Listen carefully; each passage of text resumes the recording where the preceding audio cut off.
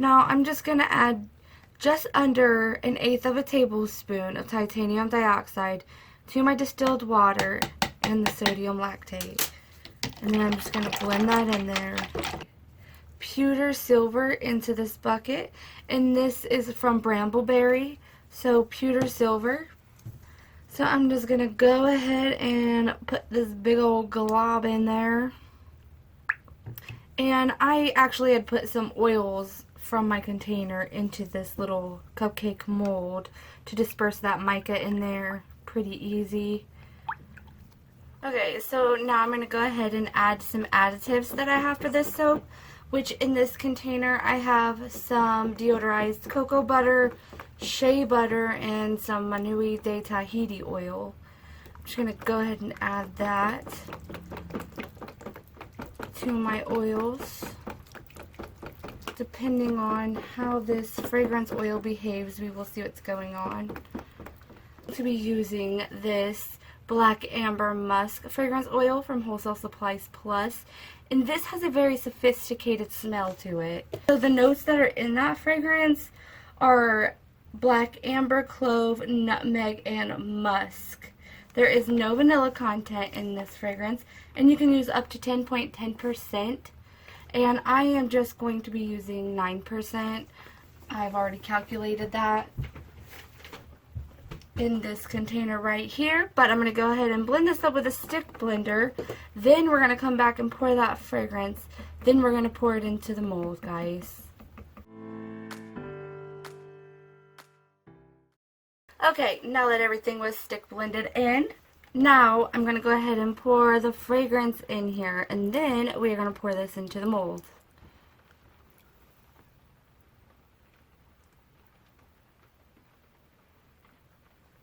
Still pretty fluid for the most part, which is what I wanted. Alright guys, here we go. We got the black frosting in our piping bag. We are going to go ahead and use the open tip 808, a Tico 808, and I'm just piping using the 3-2-1 method.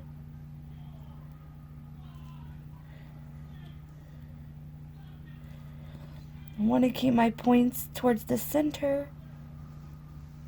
I don't want them poking out the sides. I want this to kind of look like the idea of like leather jacket.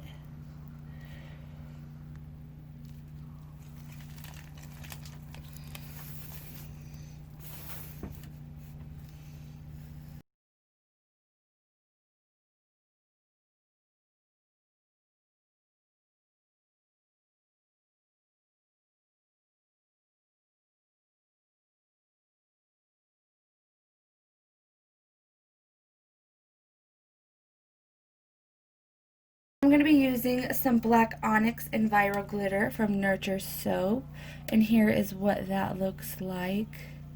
I don't want like a whole bunch on here, just a little bit on the top. So I'm just going to dust coat the top of it a little bit.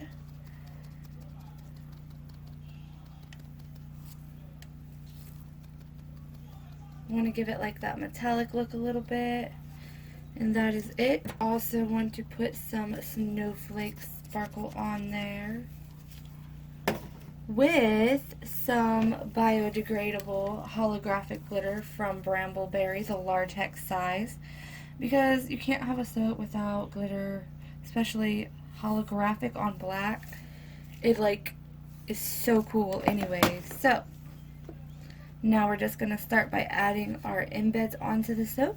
And they are these diamonds that I have dusted in pewter silver from Brambleberry. And I also spritzed them with some snowflake sparkle from Nurture Soap. So that is what they look like. And I'm just going to start placing those on here. Do not want to cut into these. I want them to kind of look like studs from like a leather jacket.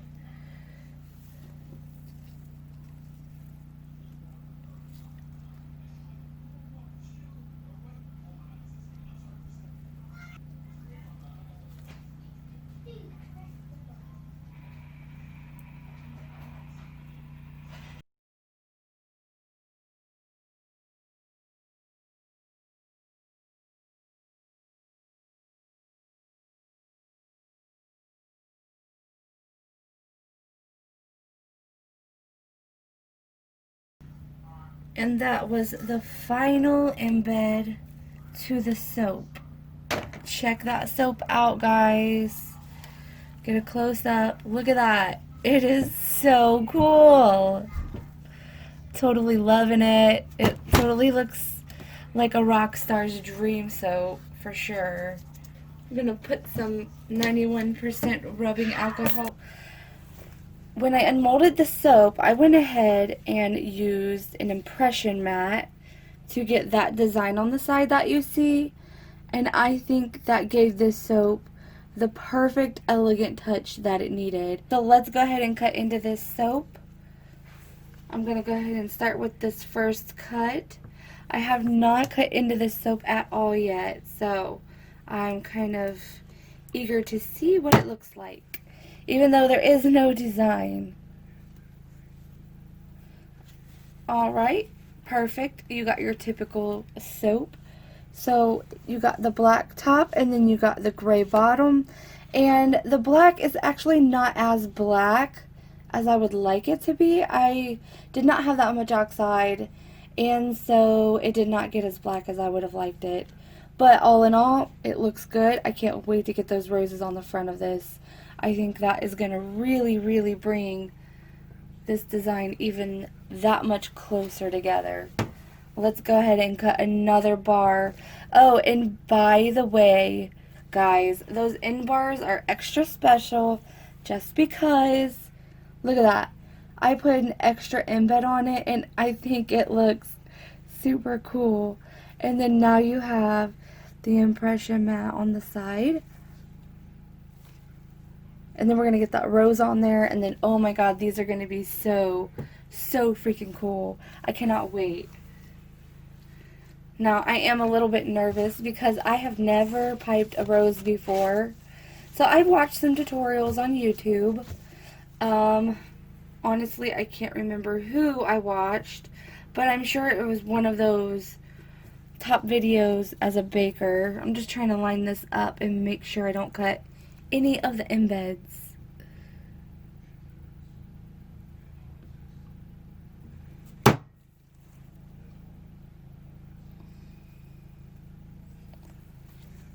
These are probably most likely going to be a restock in the store, because I think I really hit the nail on the head with these.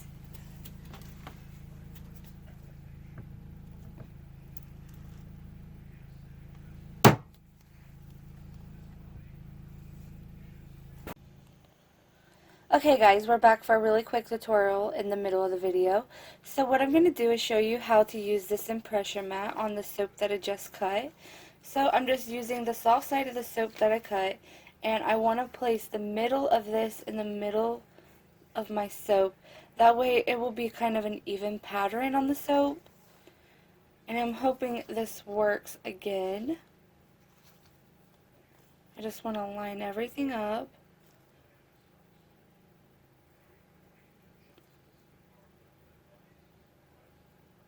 Okay, that looks about good. I got the bottom where I want it lined up at.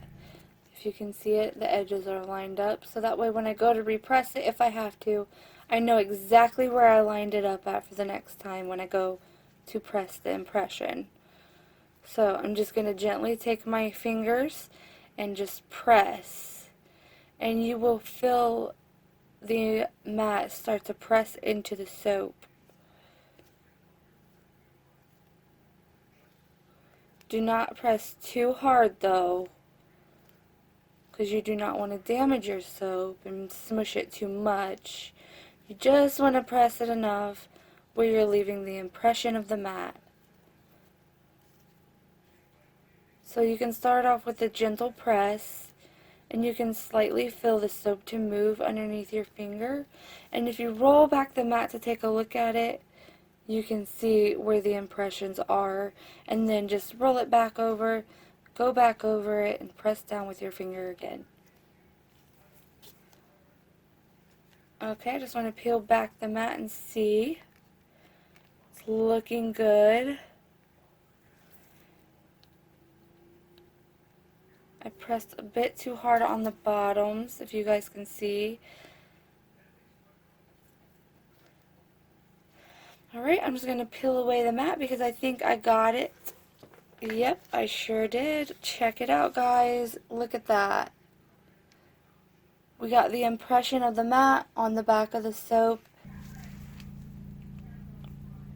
So I'm just laying the tip of this down on the bar and gently squeezing back and forth, and then release and pull.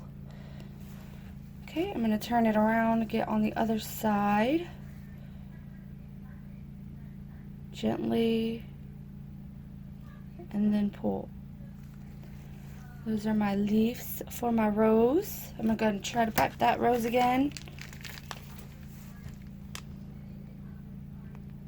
Up, around, and then done.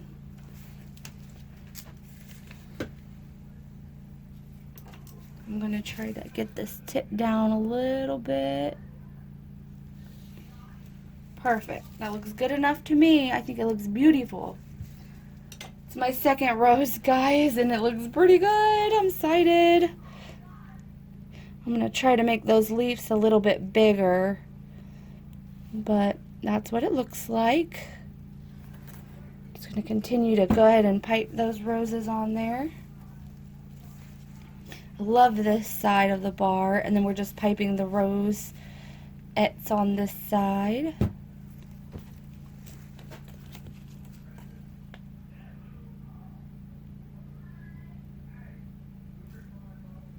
See if that's big enough.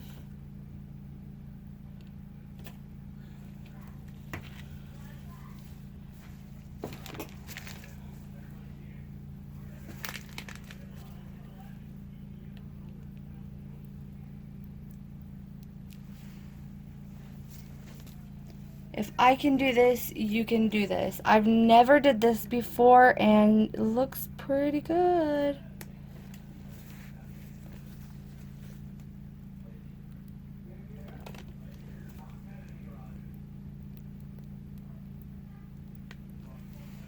They say the rosettes are the easiest rose to start off piping. I did watch a tutorial on YouTube. I can't remember her name, but it was like the #1 as soon as you put in rosette piping. I think it was like the #1 pick. It had like 10 million views, which was like crazy. I wish I want to get 10 million views. I don't want to wish. I want to get 10 million views, guys. Let's get 10 million. Check that out. Totally loving it. But I think right there, I'm going to go ahead and add another little leaf because that one kind of looks disjointed, if you can see. And honestly, I might come in here and go ahead and add more leaves to these when I'm done. Because now that I'm adding more leaves, it looks a lot better.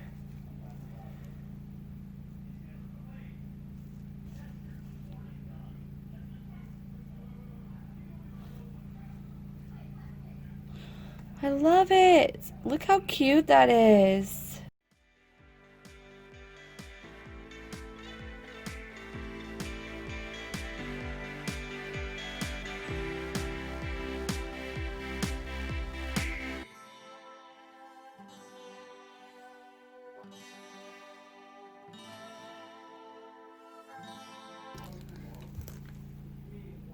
Alright, so you got your leafy piping, your roses, your studs on the top, and on the back and sides you got your 3D embroidery with your hollow glitter. See you guys next time.